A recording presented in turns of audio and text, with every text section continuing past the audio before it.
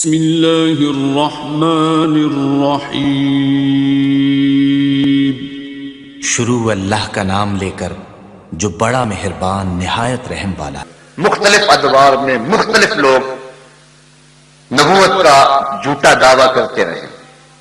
اللہ کے محبوب علیہ السلام نے ارشاد فرمایا سیکون فی امتی کذابون ثلاثون كلهم يزعم انه نبی وانا خاتم النبیین ولا نبی بعدی۔ فرمایا میری امت میں 30 دجال ہوں گے اور سارے یہ کہیں گے، گمان کریں گے کہ میں نبی ہوں۔ فرمایا میں آخری نبی ہوں، میرے بعد کوئی نبی نہیں ہے۔ ان 30 دجالوں میں ایک دجال مرزا قادیانی ہے جس نے جھوٹی نبوت کا ڈھونگ رچایا اور امت کو سخت مضطرب کیا۔ اس صدی کا سب سے بڑا فتنہ مرزا قادیانی کا فتنہ ہے۔ اس کے باپ دادا انگریزوں کے وفادار تھے اور امت کو ٹکڑے ٹکڑے کرنے کے لیے، جسد امت پہ چرکے لگانے کے لیے اور زخم کرنے کے لیے جھوٹی نبوت کا ڈھونگ رچایا گیا۔ ہم تاریخ پڑھتے ہیں تو 3 لوگوں سے انٹرویو لیا گیا لیکن یہ کامیاب ٹھہرا۔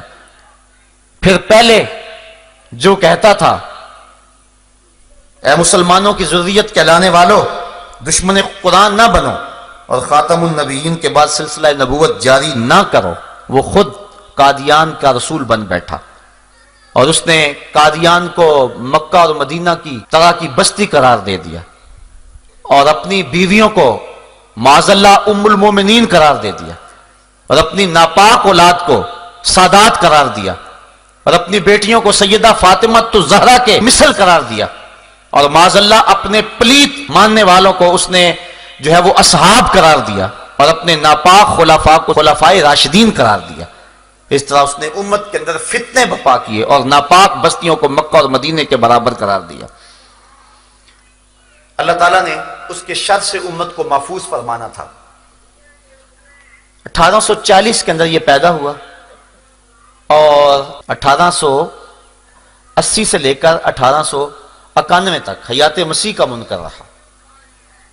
اس کے بعد پھر اس نے ملہم من اللہ ہونے کا اعلان کر دیا، مسیح موعود ہونے کا اعلان کر دیا، مہدی موعود ہونے کا اعلان کر دیا۔ 1890 میں پیر مہر علی شاہ رحمۃ اللہ تعالی علیہ حج پہ گئے۔ حضرت حاجی امداد اللہ مہاجر مکی علیہ رحمہ سے وہاں ملاقات ہوئی۔ پیر صاحب کو دیکھ کر فرمانے لگے پیر صاحب آپ حج پہ آئے ہوئے ہیں، واپس جائیں، ہندوستان میں ایک فتنہ اٹھنے والا ہے جس کی سر کو بھی آپ کریں گے۔ اور حضرت پیر صاحب فرماتے ہیں میں سویا خواب میں حضور کی زیارت نصیب ہوئی اور آقا کریم علیہ السلام نے فرمایا کہ تعویلات فاسدہ کے مقراض سے قادیان کا دجال میری حدیثوں کے ٹکڑے کر رہا ہے اور تم یہاں بیٹھے ہوئے ہو۔ تو حضرت پیر صاحب فرماتے ہیں کہ میں آیا اور آ کر کے جو ہے اس کی خبر لے۔ اعلی حضرت امام اہل محبت نے سب سے پہلے مرزا قادیانی کے حفوات پر کفر کا فتویٰ دیا اور 5 رسائل لکھے اور پیر صاحب نے شمس الہدایہ کے نام سے کتاب لکھی۔ پھر مرزا قادیانی نے اس کے جواب کے اندر شمس بازرہ کے نام سے اپنے ایک مرید اور خلیفے سے کتاب لکھوائی۔ پیر صاحب نے اس کے مقابلے میں پھر سیف چشتیائی لکھی۔ آج تک اس کے کئی ایڈیشن چھپ چکے ہیں، مرزائیوں کو آج تک اس کتاب کے جواب دینے کی ہمت پیدا نہیں ہوئی۔ یہ حضرت پیر مہر علی شاہ صاحب کی زندہ کرامت ہے کہ آج تک سیف چشتیائی کا جو ہے وہ جواب نہیں ہو سکا ہے۔ مرزا قادیانی نے جب 1901 میں نبوت کا اعلان کیا، پہلے وہ مسیح مسیح بنا، مہدی موعود بنا، ملہم من اللہ بنا، کئی اس نے رنگ بدلے، ذلی، بروزی، غیر تشریح نبی، امتی نبی، کئی روپ دارے۔ پھر اس کے بعد باقاعدہ طور پہ اس نے 1901 کے اندر باقاعدہ نبوت کا اعلان کر دیا اور کہہ دیا کہ میں خاتم النبیین ہوں، بلکہ اپنے آپ کو رحمت للعالمین کہہ دیا، بلکہ یہ کہا کہ انا آتینا کل کوثر، یہ میرے اوپر اتری ہے اور معراج پہ میں گیا ہوں اور یہ آیت میرے حق میں نازل ہوئی ہے۔ طرح طرح کی حفوات اس نے بکنا شروع کر دی۔ وہی شخص جو پہلے کہتا تھا کہ اے مسلمانوں دشمن قرآن نہ بنو اور قرآن کا مقابلہ نہ کرو، نبوت کا دروازہ نہ کھولو، اب خود ہی کھول کے بیٹھ گیا اور خود کہا کہ جس کے کلام میں تناقض ہوگا وہ جھوٹا ہوگا، اور اپنے جھوٹ کو خود ہی اپنے عمل سے ثابت کر رہا ہے۔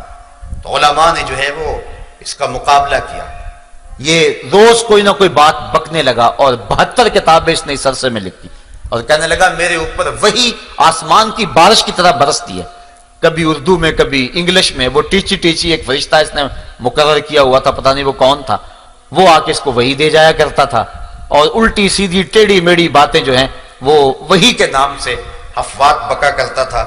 بلکہ جو شخص اس کی نبوت کا اقرار نہیں کرتے اس کے بارے میں اس نے سخت رویہ اختیار کیا۔ وہ کہتا ہے کہ کنجریوں کے بچوں کے بغیر جن کے دلوں پر اللہ نے مہر لگا دی، باقی سب میری نبوت پہ ایمان لا چکے ہیں۔ آئینہ کمالات میں اس نے لکھا۔ پھر اس کے بعد نجم الہدا کے صفحہ نمبر 10 پہ لکھا، دشمن ہمارے بیابانوں کے خنزیر ہو گئے اور عورتیں ان کی کتیوں سے بڑھ گئیں۔ پھر اس بدبخت نے ازالہ اوہام کے اندر لکھا، ان لوگوں نے چوروں، قزاقوں اور حرامیوں کی طرح اپنے محسن گورنمنٹ پر حملہ کر دیا تھا۔ یہ وہ بدبخت شخص ہے کہ جس نے امت کو گالیاں بکیں، اور جو اس کی جھوٹی نبوت کو نہیں مانتا تھا وہ شخص اس کے لیے گردن زدنی ٹھہرا، اور اس کو اس نے خنزیر، ولد الحرام، زنا کی اولاد اور عورتوں کو کتیوں سے بدتر قرار دیا، جبکہ یہ سب کچھ خود تھا اور اس کی اولاد و ذریت خود تھی۔ مسلمان کبھی بھی ایسے پلیت شخص کو نہیں مان سکتے۔ حضرت امام اعظم امام ابو حنیفہ نے فتویٰ دیا کہ جو شخص یہ دعویٰ کرے کہ میں نبی ہوں، فرمایا وہ شخص کافر ہے، جو اسے مانے وہ بھی کافر ہے، من شکا فی کفر ہی و عذاب ہی فقد کافرہ، جو اس کے کفر میں شک کرے وہ بھی کافر ہے، اور جو شخص ایسے مفتری، کذاب اور دجال سے معجزہ طلب کرے وہ بھی کافر ہے۔ اس سے معجزہ بھی طلب نہیں کرنا چاہیے، وہ جھوٹا، بالکل جھوٹا، حضور کے بعد کوئی نبی نہیں آ سکتا ہے۔ تو اس نے یہاں تک بکا کہ جو مجھے نہیں مانتا وہ کتا ہے اور خنزیر ہے اور ولد الحرام ہے۔ اور ایک موقع پہ کہتا ہے میری زبان زیب نہیں دیتی کہ کسی کو گالیاں دوں، اور خود ہی یہ گالیاں بکتا چلا جا رہا ہے۔ اس نے ازواج رسول کی توہین کی، حضور کی شہزادیوں کی توہین کی، اللہ کے رسول اور نبیوں کی توہین کی، سارے ولیوں کی توہین کی، جمی مسلمانوں کی توہین کی، اور عذاب میں مبتلا ہوا، سینکڑوں بیماریوں کے اندر مبتلا تھا، ایک پل سے چین نہیں ملتا تھا۔ حضرت پیر میر علی شاہ صاحب کو چیلنج دیا، اس کا خیال تھا گوشہ نشین بزرگ ہیں، کب میرے چیلنج پہ لبیک کہیں گے، میری حفوات کو اور میری بکواس کو کب اہمیت دیں گے؟ لیکن حضور کی ختم نبوت کا مسئلہ تھا، وہ حجرے سے باہر نکل آئے۔ جب لاہور میں پہنچے تو مرزا کو آنے کی ہمت اور طاقت نہ ہوئی اور ذلیل و رسوا ہوا، اور پیر میر علی شاہ صاحب ابھی لاہور میں ہی تھے، بلکہ آپ اپنی رہائش جب وہاں مقرر تھی عارضی طور پہ، وہاں سے نکل کے شاہی مسجد میں جا رہے تھے، جو جگہ مقرر تھی مناظرے کے لیے وقت معین پر، تو راستے کے اندر پیلے رنگ کے اشتہار لگے ہوئے تھے کہ پیر میر علی شاہ میدان چھوڑ کے بھاگ گئے، حالانکہ وہ خود نہیں آیا، اور پیر میر علی شاہ ان کے ساتھ جلوس جا رہا ہے اور راستے کے اندر اشتہار لگے ہیں کہ وہ بھاگ گئے، اور لوگ حیرت زدہ ہو رہے تھے کہ یہ کتنا جھوٹ کا پلندہ ہے اور کتنی بکواسات ہیں کہ ہم تو جا رہے ہیں اور ہمارے سے پہلے اشتہار لگے ہوئے ہیں کہ پیر میر علی شاہ صاحب بھاگ گئے۔ اللہ تعالیٰ نے اسلام کو فتح اور کامیابی عطا فرمائی، اور پیر میر علی شاہ صاحب سرخرو ہوئے اور یہ نہ آ سکا۔ پھر اس نے تعویل یہ کی چونکہ وہاں لوگ بپھرے ہوئے تھے، اگر میں جاتا تو بڑا نقصان ہوتا، یہ کیسا نبی ہے جو لوگوں سے ڈر رہا ہے؟ اللہ کے نبی تو ہزاروں کے لشکر میں کود جاتے ہیں، ان کے سینے کے اندر کوئی خوف پیدا نہیں ہوتا ہے، وہ تو جلتی ہوئی آگ میں چھلانگ لگا دیں تو آگ ان کا بال بھی بیکا نہیں کرتی ہے۔ یہ کیسا جھوٹا نبی ہے کہ جو ڈرتا ہے کہیں مجھے کوئی قتل نہ کر دے۔ پھر اس نے مختلف قسم کی پیشگوئیاں کرنی شروع کر دی، اور کہنے لگا کہ اگر ثابت ہو کہ میری 100 پیشگوئی سے ایک بھی جھوٹی نکلی تو میں اقرار کرتا ہوں کہ میں جھوٹا ہوں۔ یہ حاشیہ 40 میں اس نے لکھا۔ پھر جو بھی اس نے پیشگوئی کی وہ سچی ثابت نہ ہوئی۔ ہوا اس طرح کہ 1891 میں اس کا ایک قریبی عزیز تھا احمد بیگ، اس کی ایک بیٹی تھی محمدی بیگم، اس پہ اس کی نظر پڑ گئی، اور پھر اس نے اپنی طرف سے من گھڑت وہی گڑی کہ محمدی بیگم کا میرے ساتھ نکاح قرار پا گیا ہے اور ہر صورت میں وہ میرے نکاح میں آئے گی۔ اور یہ اس نے احمد بیگ ہوشیار پوری کو خط لکھا لیکن وہ ایسے بدبخت سے اپنی بیٹی کا نکاح کیسے کر سکتے تھے؟ جب بات نہ بنی تو اس نے پھر خط لکھا کہ اگر تم نے محمدی بیگم کی کسی جگہ شادی کی تو جس مرد کے ساتھ شادی کرو گے 2.5 سال کے اندر اندر وہ مر جائے گا، اور اس کا باپ بھی 3 سال کے اندر اندر مر جائے گا، اور یہ سخت اذیت کی زندگی یہ جو 2.5 سال ہوں گے گزارے گی، پھر اس کے بعد میرے نکاح میں آئے گی، تو جب آخر میں میرے نکاح میں آنا ہے تو ابھی میرے نکاح میں سے دے دو۔ انہوں نے اس کی کسی بات کی پرواہ نہ کی، اور سلطان بیگ نامی ایک شخص سے مئی 1891 میں محمدی بیگم کی شادی کر دی۔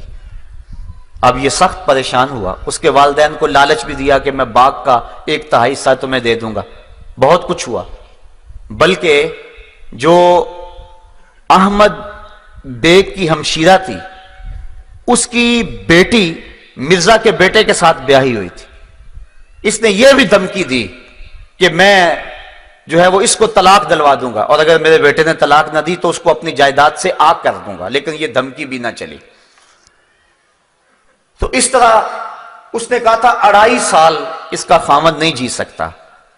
اللہ کی توفیق سے محمدی بیگم کا خاوند نکاح کے بعد مسلسل 40 سال تک زندہ رہا، اور محمدی بیگم 58 سال تک زندہ رہی، اور اس کا باپ بھی 20 سال زندہ رہا۔ اب مرزا پھر پریشان ہو گیا کہ میری پیش گوئی تو خراب ہوگی اور میرے ماننے والے کہیں لڑکھڑا نہ جائیں۔ اس نے ایک ہیلا کیا کہ 2 بکریاں کہیں سے منگوائیں اور ان کو ذبح کیا، کہا یہ محمدی بیگم کے شوہر اور اس کے باپ کی جگہ پہ میں نے قربان کی ہیں، وہ نہیں مرے تو ان کی جگہ پہ میں نے ان کو قربان کیا ہے۔ لیکن اس کے جھوٹے معتقد پھر بھی اس کو نبی مانتے رہے، لیکن اس نے کہا کہ اس کے باوجود ایک وقت آئے گا کہ محمدی بیگم میرے نکاح میں آئے گی، ہمارا نکاح آسمان پہ ہو گیا ہوا ہے۔ لیکن پھر وہ مر گیا، لیکن محمدی بیگم بعد میں بھی عرصہ دراز زندہ رہی اور اس ظالم کے نکاح میں نہ آئی۔ تو اس کی یہ جھوٹی پیش گوئی بھی جو ہے وہ لوگوں کے سامنے آ گئی۔ 1893 میں ڈپٹی عبداللہ آتھم ایک عیسائی پادری تھا، اس کے ساتھ اس نے 15 دن کے لیے مسلسل مناظرہ کیا۔ جب بات نہ بنی، تسلیس کے عنوان سے گفتگو تھی، تو اس نے پیشین گوئی کی کہ جو ہے وہ 15 ماہ کے اندر اندر یہ حاویہ میں چلا جائے گا، یعنی مر جائے گا اور جہنم رسید ہو جائے گا۔ پھر اس کے بعد دن گنے جانے لگے، جب صرف 14 دن رہ گئے تو اس نے منشی رستم کو خط لکھا جو اس کا معتقد خاص تھا کہ ڈپٹی آتھم فیروز پور میں موجود ہے اور ابھی تندرست طرح سے ہوا بھی کچھ نہیں، تو کہیں ایسا نہ ہو کہ ہماری جو پیشین گوئی ہے وہ خراب ہو جائے اور لوگ تماشا اڑائیں اور عیسائی خوش ہوں، تم دعا کرو کہ پیش گوئی پوری ہو جائے۔ نبی ترلے کر رہا ہے امتی سے کہ تم دعا کرو۔ کتنا بدبخت نبی ہے، جھوٹا نبی، کذاب نبی، دجال نبی۔ پھر اس کے بعد بات نہ بنی، صرف 1 دن رہ گیا اور آتھم عیسائی پادری اچھا بھلا پھر رہا ہے، تو پھر اس نے عبداللہ سنوری اور میاں حامد علی کو چنے دیے۔ رات کو گھبرایا ہوا تھا مرزا، کہنے لگا 1 دن رہ گیا، اگر نہ مرا تو بڑی پریشانی ہوگی، ہماری جماعت کے لوگ ہم سے ٹوٹ جائیں گے۔ تو اس نے جو ہے وہ اس کو چنے دیے، کہا کہ ان کے اوپر فلاں فلاں پڑھو اور رات کی تاریکی میں شمال جانب قادیان سے ایک اندھا کنواں ہے اس کے اندر پھینک آؤ، اور واپس پلٹ کے نہیں دیکھنا، بلکہ خود بھی گیا اور واپس دوڑ لگا دی، اور اگلے دن منتظر رہے کہ آتھم مر جائے، لیکن آتھم نہ مرا۔ 6 ستمبر 1894 کے اندر انہوں نے بڑے بڑے اشتہار چسپاں کیے جس کے اندر مرزے کو جھوٹا بتایا گیا، تو وہ تو نہ مرا، الٹا یہ ہو گیا کہ کئی مسلمان جو ہیں وہ عیسائی ہو گئے، بالخصوص جنہوں نے وہ مناظرہ رکھا ہوا تھا وہ 3 لوگ جو ہیں وہ عیسائی ہو گئے۔ اس طرح اس نے جو ہے وہ اسلام کو بھی رسوا کیا اور خود بھی رسوا ہوا۔ پھر اس نے ایک نئی پیش گوئی گھڑی، کہنے لگا کہ 1887 کے اندر میرے ہاں ایک بیٹا پیدا ہوگا جو بڑا متبرک اور بابرکت ہوگا، اور اس کی بڑے فضائل بیان کیے۔ لیکن پھر 1887 کے اندر بیٹے کی بجائے بیٹی پیدا ہو گئی، اب پریشان ہو گیا۔ پھر اس کے بعد کہنے لگا میں نے یہ نہیں کہا تھا کہ ابھی پیدا ہوگا، 9 سال کے اندر اندر پیدا ہو سکتا ہے۔ پھر بیٹا پیدا ہوا 1887 کے اندر، نام اس کا بشیر احمد رکھا، لیکن وہ صرف 1 سال کے بعد مر گیا۔ پھر لوگ پریشان ہوئے تو کہنے لگا کہ لازمی نہیں کہ یہ بیٹا ہے، میری مراد کوئی اور بیٹا تھا۔ پھر اس کے بعد 1899 میں ایک بچہ پیدا ہوا اس واقعہ کے 12-13 سال بعد، اور پھر اس پر بڑی خوشی منائی گئی، اس کا نام مبارک رکھا گیا، اور اس طرح کہا گیا کہ یہ وہی بیٹا ہے جس سے بڑی برکتیں ظاہر ہوں گی۔ اللہ کا کرنا ہوا 1907 کے اندر وہ بچہ بخار میں مبتلا ہو گیا، 9 دن تک مسلسل بخار رہا۔ اب اس کے بارے میں بڑی پیشگوئیاں کی ہوئی تھی، اب وہ قریب المرگ ہو گیا۔ حکیم نور الدین کو بلوایا گیا جو اس کا بعد میں خلیفہ بھی بنا، تو مرزا نے دیکھا تو اس کی چونکہ نبض ٹھنڈی ہو گئی تھی تو جسم کی گرمی کم ہو گئی، تو اتنی دیر تک حکیم نور الدین آ گیا، اس نے نئی وحی گڑھ لی، کہنے لگا کہ مجھے ابھی ابھی وحی آئی ہے کہ مبارک کا بخار اتر گیا۔ تو حکیم نور الدین نے آگے بڑھ کے جب نبض پہ ہاتھ رکھا تو نبض اتر چکی تھی، کہنے لگا حضرت یہ تو جا رہا ہے، رخصت ہو رہا ہے، آپ جلدی سے کستوری لائیں۔ وہ کستوری لینے گئے تو ابھی وہ دروازہ کھول ہی رہے تھے، تالا کھول ہی رہے تھے کہ بڑی حسرت سے حکیم نور الدین نے کہا کہ حضرت اس کی تو روح پرواز کر گئی ہے۔ اس نے ابھی ابھی بیچارے نے وہی گڑی تھی کہ ابھی میں نے دیکھا ہے کہ 9 دن کے بعد اس کا بخار ٹوٹ گیا، حالانکہ وہ بخار نہیں ٹوٹا تھا، اس کی جو ہے وہ روح نکل گئی تھی جس کی وجہ سے وہ اس کا جسم ٹھنڈا پڑ رہا تھا۔ تو اس نے کہا بخار اتر گیا۔ حکیم نور الدین نے بانڈا پھوڑ دیا، کہا بخار کی طرح بیچارہ ویسے ہی مر گیا۔ تو اس طرح اس کی یہ پیشین گوئی بھی جو ہے وہ خراب ہو گئی، وہ ذلیل رسوا ہو گیا۔ پھر اس نے ایک اور پیشین گوئی کی، کہا میں 80 سال یا 80 سال سے زیادہ عمر جیوں گا، یہ اس نے آرزو کی، اور جب مروں گا یا مکے میں مروں گا یا مدینے میں مروں گا۔ لیکن پھر 26 مئی 1908 کو برانڈ رٹ روڈ لاہور احمدیہ بلڈنگ کے اندر لیٹرین کے اندر انتہائی ذلت کی موت مرا، اور 69 سال کی عمر میں مرا، جبکہ اس نے 80 سال سے زائد عمر کی پیشین گوئی کی تھی۔ کم از کم 11 سال اپنی پیشین گوئی سے پہلے ہی مر گیا۔ نہ مکے میں موت آئی نہ مدینے میں موت آئی، ایسے پلیتوں کو مدینے میں موت تو نہیں آیا کرتی تھی۔ باتھ روم کے اندر جو ہے وہ اسے موت آئی۔ جب پیدا ہوا خود اس کا بیان ہے مرزا قادیانی کا، کہتا ہے کہ میرے ساتھ ایک لڑکی پیدا ہوئی جس کا نام جنت تھا، وہ میرے سے پہلے پیدا ہوئی اور میرا سر اس کی ٹانگوں میں تھا، ذلیل ہو کے پیدا ہوا اور مرا بھی تو ذلیل ہو کے۔ اس طرح جھوٹی نبوت کا یہ دعوے دار ذلیل و رسوا ہو کر جہانی ہو گیا اور اس دنیا سے چلا گیا، اور ذلت اور کمینگی کی زندگی بسر کر کے جو ہے، لیکن امت کے ایک بہت سارے طبقے کو اذیت میں مبتلا کر گیا اور ان کو دکھ دے گیا، ساتھ ہی کتنے لوگوں کا ایمان خراب ہو گیا۔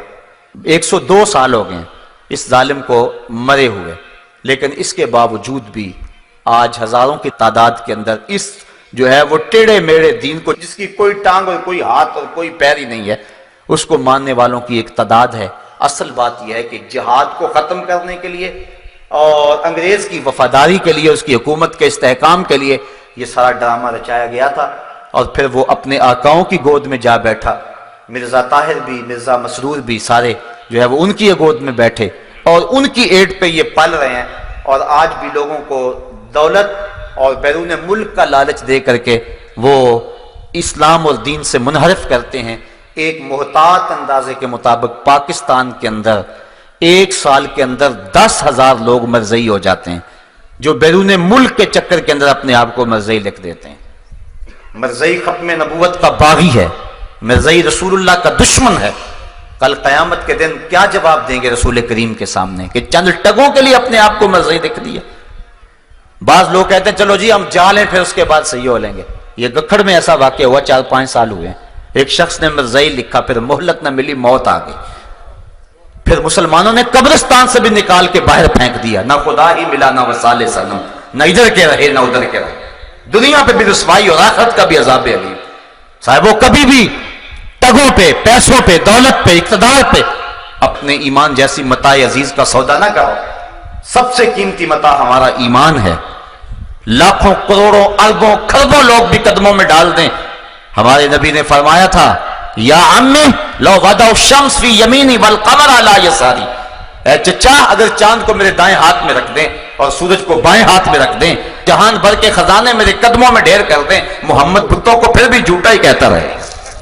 یہ کیا ہوا چند ٹگوں کے لیے لوگ دین بدل رہے ہیں؟ مرزئی ختم نبوت کا باغی ہے، اس سے اپنے آپ کو دور رکھیں۔ بعض لوگوں کو بڑی ہمدردی پیدا ہو جاتی ہے، جی ان سے بائیکاٹ کریں گے، ترس آتا ہے، وہ بھی ہمارے معاشرے کے لوگ ہیں۔ تمہیں دھوپ میں جلتے بلتے بچوں پہ ترس نہیں آتا جو بسوں میں پانی بیچ رہے ہیں اور کنڈکٹروں کے دھکے کھا رہے ہیں؟ ان 8 اور 10 سال کے بچوں پہ جو ہوٹلوں پہ برتن مانج رہے ہیں، کبھی ان پہ ترس نہیں آیا؟